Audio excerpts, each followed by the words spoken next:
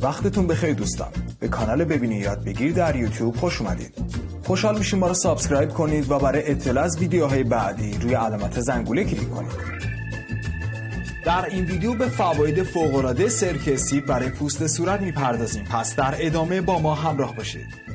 قبلا از معجزات سرکه سیب بارها گفتیم، اما این معجزات تمامی ناپذیرند. سرکه سیب یکی از بهترین و بی‌نظیرترین پاک کننده ها و لایه بردار هاست که بدون هیچ هزینه اضافی قادر خواهید بود که پوست زیبا و سالم را تجربه کنید.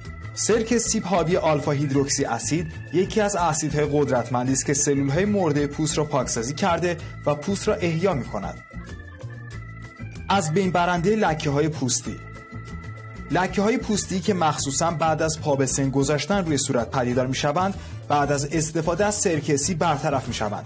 با یک پنبه کمی سرکه سیب رقیق را روی پوست صورتتان و مستقیم روی لکه‌ها بمالید و 20 الی 30 دقیقه روی آنها بماند و سپس بشویید. این کار 1 تا 2 بار در روز انجام دهید که بعد از 6 هفته تأثیر آن را مشاهده خواهید کرد. مورد بعدی از بین برنده آکنه و جوش.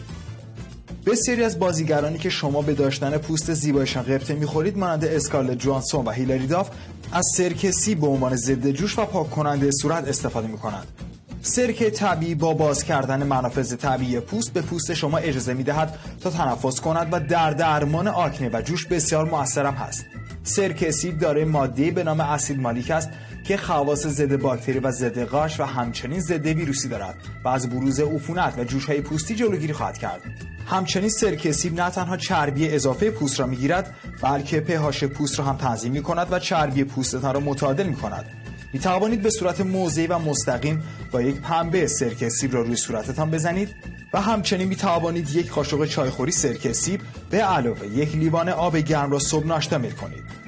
همچنین برای استفاده از سرکه سیب به عنوان تونر باید آن را رقیق کنید. سرکه سیب همانطور که می‌دانید یک اسید بسیار قوی است و می‌تواند به تنهایی به پوست شما آسیب برساند. بنابراین حتما به مقدار مساوی از آب و سرکه سیب طبیعی را مخلوط کرده و همچنین می‌توانید ژل آلوئه ورا و یک چای سبز هم به آن اضافه کنید.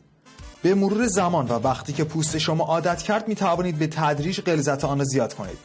حتما قبل از استفاده مخلوط را کاملا تکان دهید تا آب و سرکه کاملا با هم مخلوط شوند. همچنین برای استفاده از سرکه برای بار اول بهتر است که قسمت کوچکی از پوست را امتحان کنید تا به میزان واکنش پوستتان با آن آگاه بشید. اگر حساسیتی نشان نداد، می توانید با پنبه نرمی به آهستگی پوستتان را پاک کنید و در بار اول بعد از 5 دقیقه با آب نسبتاً گرم بشویید. دفعه‌های بعدی بگذارید که بیشتر روی پوستتان بماند، البته تا آستانه تحمل پوستتان. بهتر است که شبها از این محلول استفاده کنید تا اشعه ماورابنفش خورشید به پوستتان آسیب نرساند. سرکه سیب به علت خاصیت لایه برداریش پوستتان را حساس می‌کند. بنابراین روزها حتما هر 2 ساعت یک بار از ضد آفتاب استفاده کنید. اگر پوست شما در هر ناحیه جوش می‌زند، برای از بین بردن آن می‌توانید از این محلول بهره ببرید.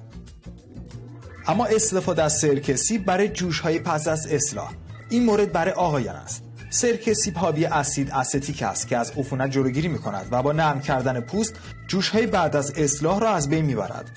برای انجام این درمان مقداری عسل روی ناحیه‌ای که دچار مشکل است بمالید و پس از 5 تا 10 دقیقه آن را با آب سرد شستشو دهید.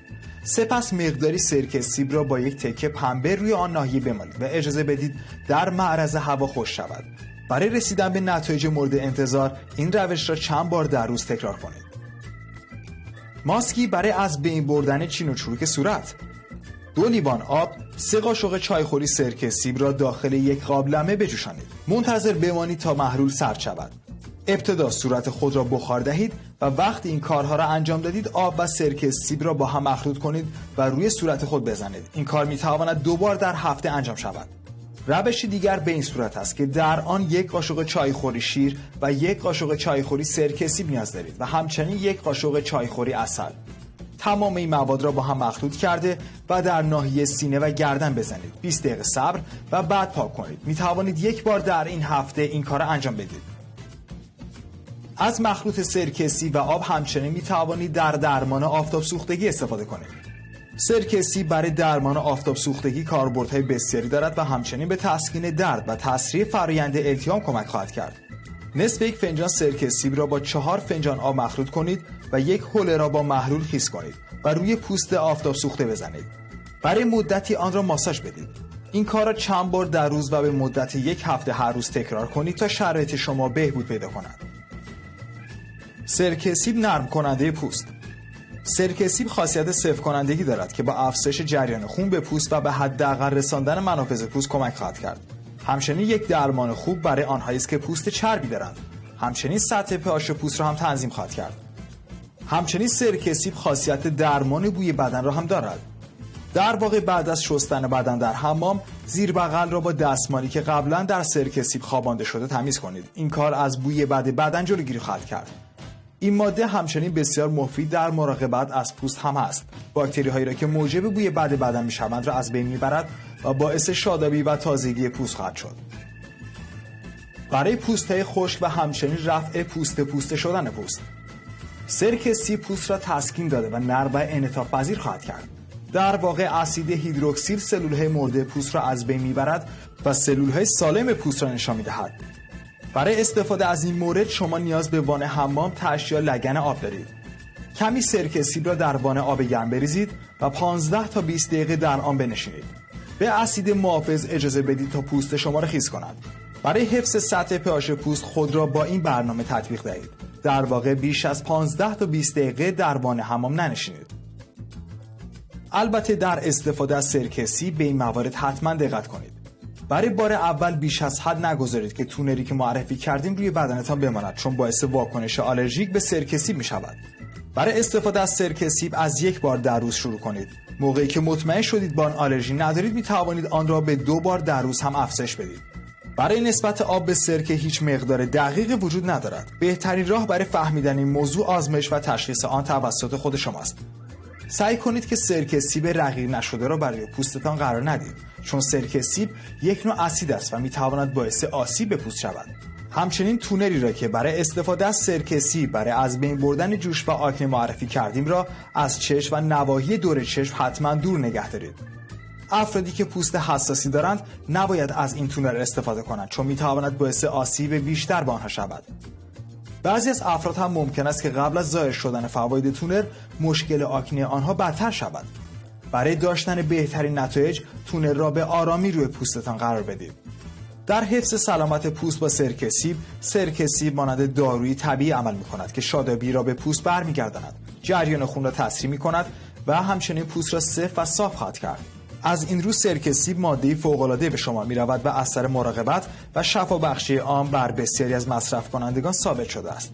اثر سرکه سیب مثل داروهای ضد عفونی کننده‌ای که با اصول شیمیایی عفونت‌ها را نابود می‌کنند نیست. تأثیر سرکه بسیار ملایم‌تر است. خب دوستان عزیز، مرسی از این که تا این لحظه ما را همراهی کردیم.